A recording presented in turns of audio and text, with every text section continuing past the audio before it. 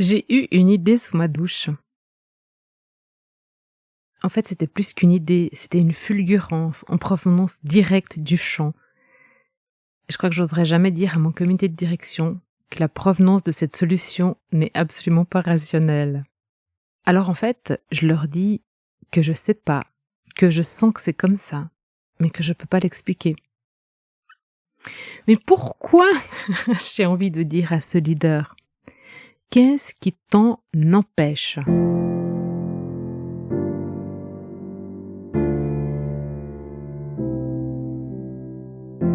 Quel leader serais-tu si tu t'autorisais à exprimer ce qui te tient vraiment à cœur? Quelle entreprise dirigerais-tu si sa raison d'être était alignée à celle d'un monde où l'écologie intérieure est aussi importante que l'écologie extérieure? Bienvenue dans Vivre son cœur business, le podcast qui t'aide à remettre du cœur, du sens et de la joie dans ta vie de leader.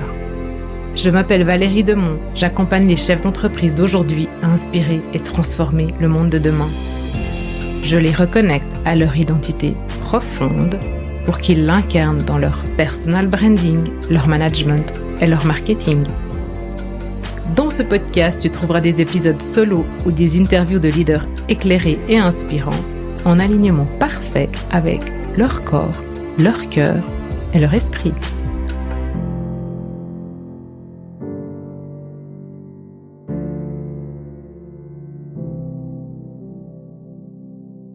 Est-ce que vous vous reconnaissez dans cette situation? D'où proviennent vos idées? Comment trouvez-vous des solutions?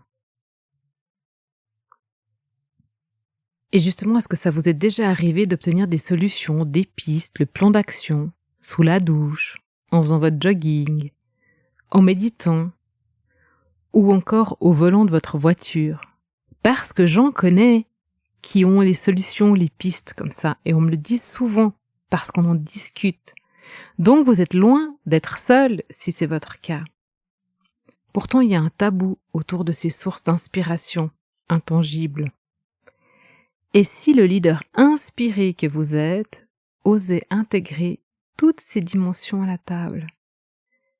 Qu'est-ce que cela donnerait dans votre prochaine séance marketing ou en comité de direction? Il y a 200 à 500 millions de personnes dans le monde qui méditent chaque jour.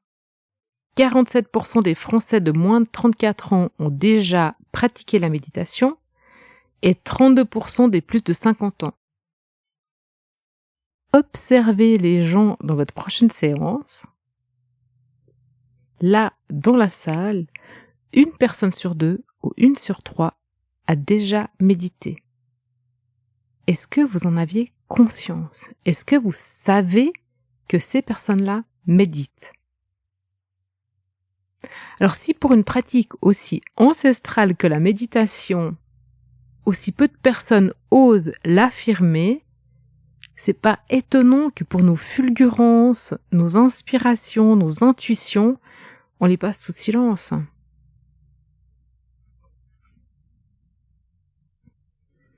Ça me rappelle un lunch avant Noël avec une de mes clientes qui avait un rhume. Et naturellement, je lui parle de la manière dont j'utilise les huiles essentielles pour notamment soigner mes refroidissements, mais aussi ceux de ma famille. Et puis elle rebondit en fait là-dessus sur sa propre utilisation des huiles essentielles. Donc imaginez déjà ma surprise quand j'ai découvert qu'on avait ce point commun. Et puis plus tard, durant le repas, elle me confie appréhender un de ses prochains meetings où elle a vraiment quelque chose de gros à faire passer à ses directeurs. Et parce que c'est vraiment un projet qui lui tient à cœur. Et elle sent que ses directeurs, dans cette période-là, ils sont particulièrement tendus.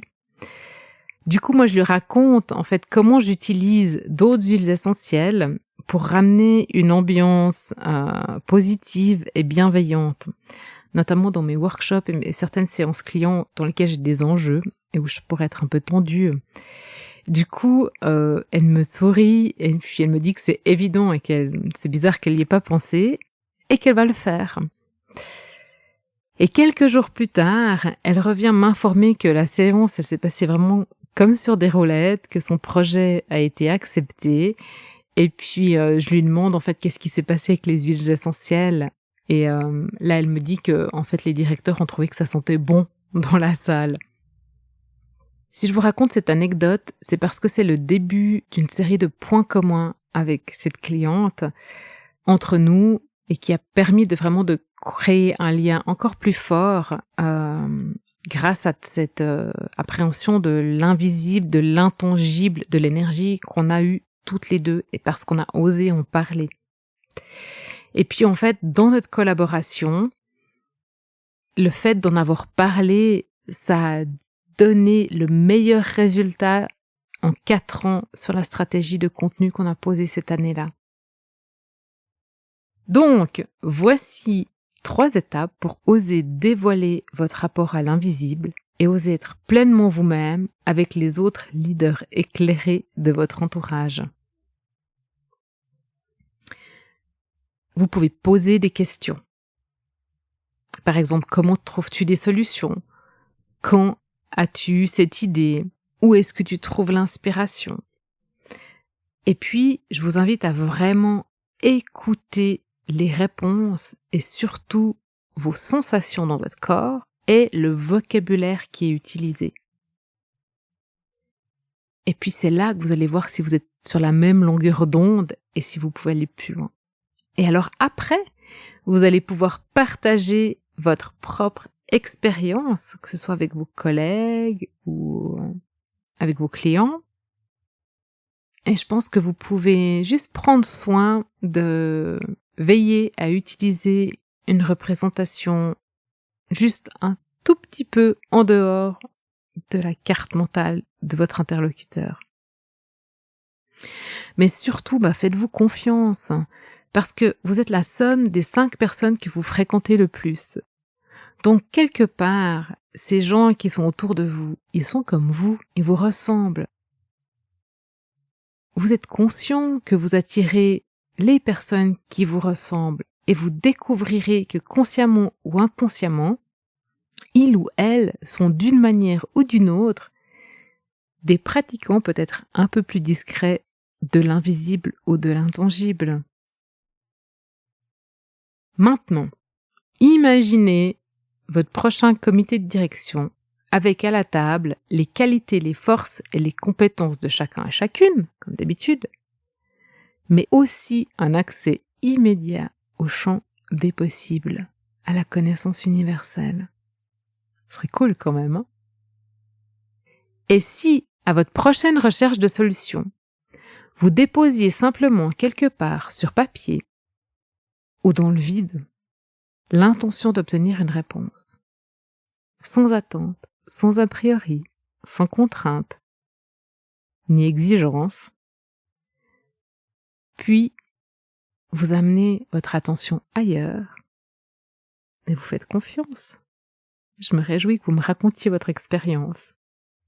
Un monde d'aisance et de fluidité est juste là pour vous. Il attend simplement que vous vous adressiez à lui. Osez ce coming out de l'invisible.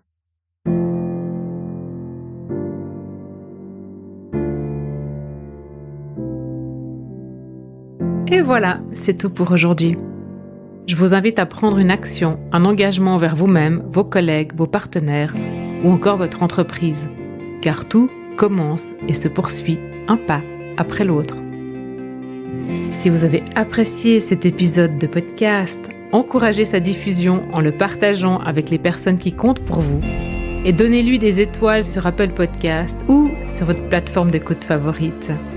Pour être certain de recevoir tous les épisodes, abonnez-vous à notre newsletter sur greenheart.business/newsletter.